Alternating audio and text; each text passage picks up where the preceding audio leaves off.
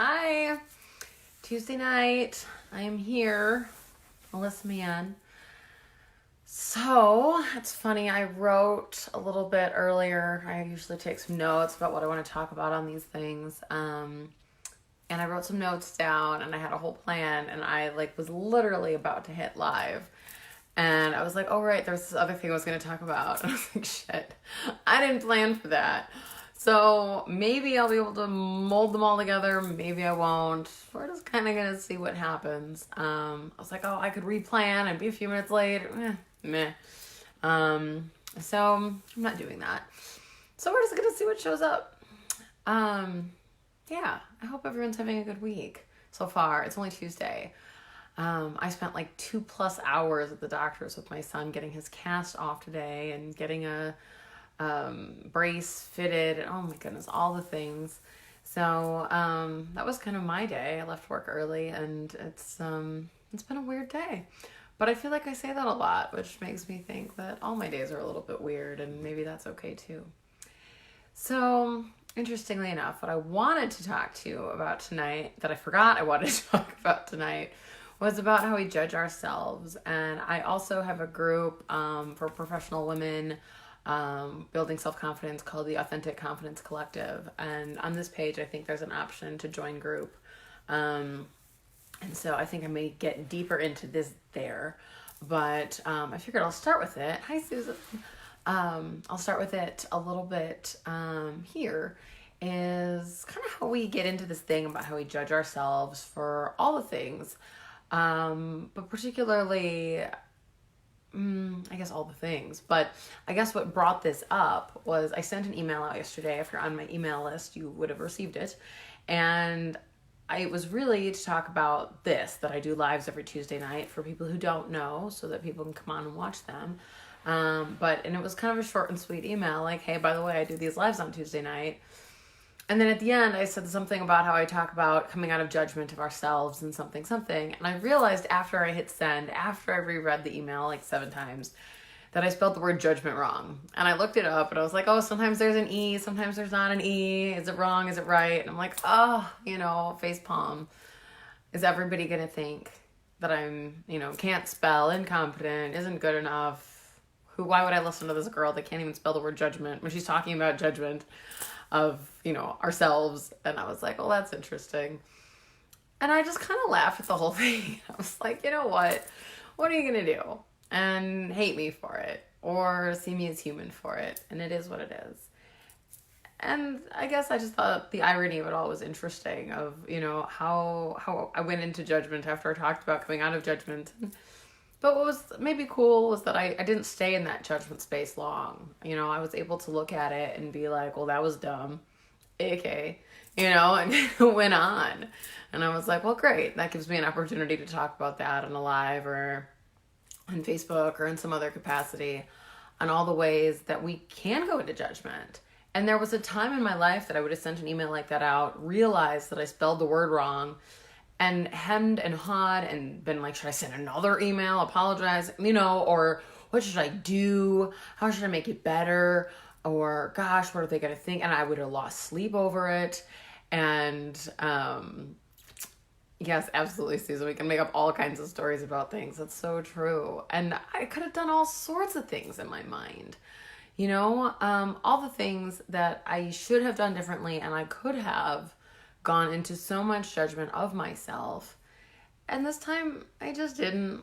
I was like, you know what? Oh, well. And that was really cool for me. That was a cool moment. And I want to encourage you to find that similar space, whatever that space is for you, of not getting stuck in your errors anymore and the perfectionism and all the things that keep you from seeing your greatness. Because does one spelling error mean that I'm stupid or that I don't have something worthwhile to say, or any of the things I could have gone into judgment of myself about? No, it really doesn't.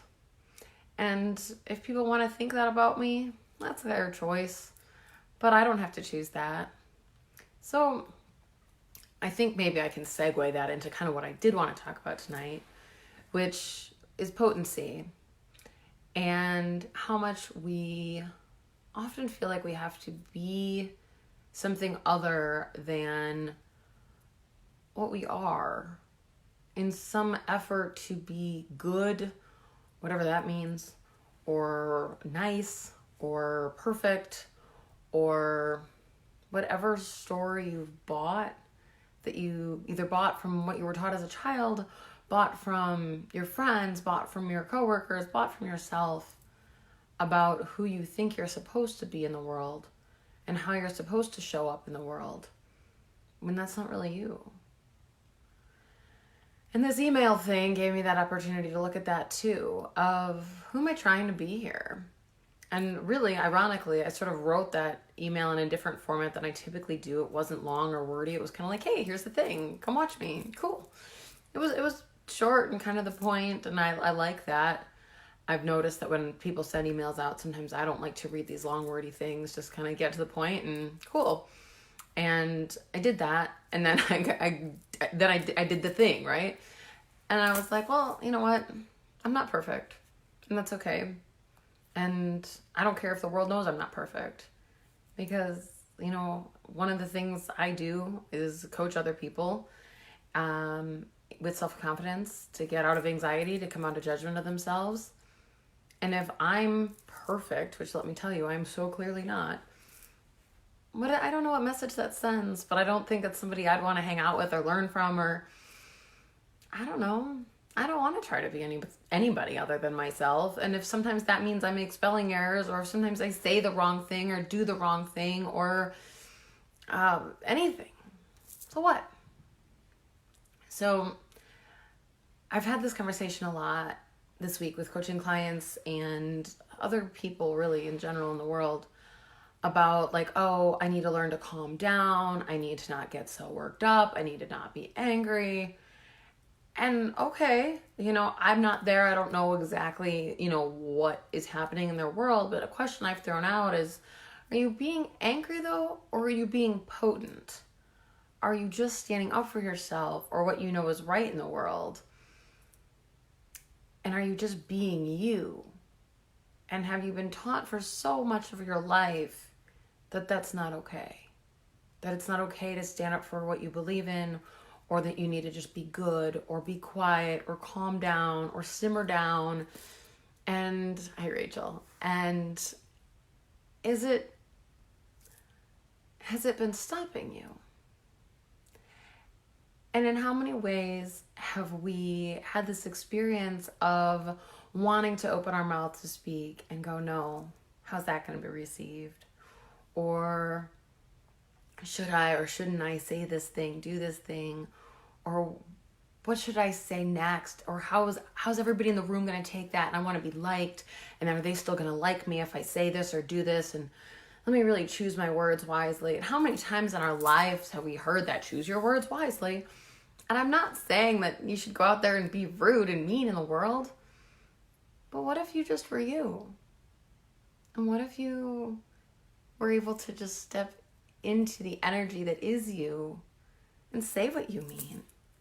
And not worry about what everybody else is going to think, or if it's going to come out perfectly, or if it's going to come out like somebody's like, who does she think she is? Or who does he think he is acting like this? Instead, if you just said what you meant and did so in such a way that felt authentic to you, what would that create in your world?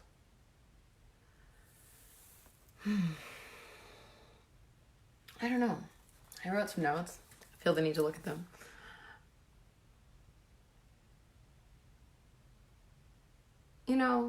I think the biggest thing that I was thinking about this earlier and writing things down, and it was how much our own points of view get in our way about what is right or what is wrong, or how we should be, or how we should sound, or how we should present ourselves. And what if we just didn't? What if we let all those points of view just drop? And if we chose more of us, so if you choose more of you and stopped worrying about all the other things, what could you choose then? What would be available to you then? If you came out of the judgment and out of perfection and out of all the things that you worry about, the fears about what everybody else is going to think, what they might say when you walk out of the room, what your boss is going to think about you. Because you know what? We cannot get in other people's heads. We'd sure like to. I'd sure like to. Wouldn't that make everything easier? But would it? There's a reason we don't all have that ability. Instead, we have our own. And we can get all sorts of stuck in our own head. But what if we didn't? And what if every thought, feeling, emotion that came up for us, what if instead we just didn't? We didn't get stuck in it. And the thought comes up and we say, interesting point of view. I have the point of view. Or Crystal Crawford from Access Consciousness talks about saying, never mind.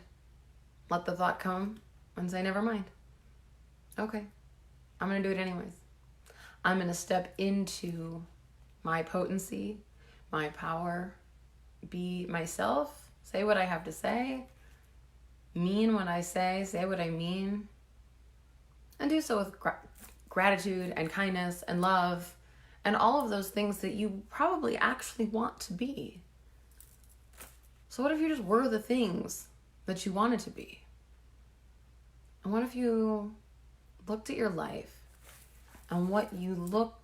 Oh, I think I'm still live. I got a call there. I hit the end on that. So it says live. I hope I'm still live. Sorry for the interruption.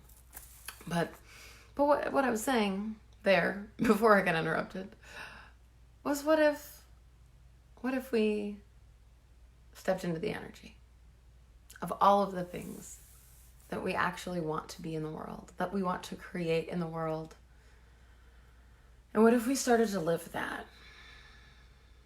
Not from judgment of other people, and not even from judgment of ourselves, but started to live in our own energy, power, potency, and let go of all the things that we've told ourselves that are wrong about that. And instead started to see it as a rightness of us, as a lightness. What could we create then? What could we create as our lives if we stepped into being all that we truly are and let go of all the things that we've been taught or told or that we're still telling ourselves? I think that's all I have for you guys. That's just where the energy and space has been for me today and this week, as I've talked to people about really stepping into who they are and not worrying anymore, and not worrying about being angry.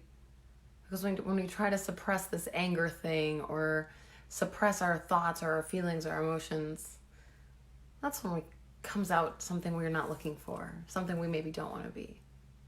But when instead we step into that power and potency, something else gets created. So if this was valuable to you, or if you know somebody who you think would enjoy it, please share it. And I will be back on next Tuesday at 7:15 Central Standard Time. Have a wonderful week, you guys. Bye-bye.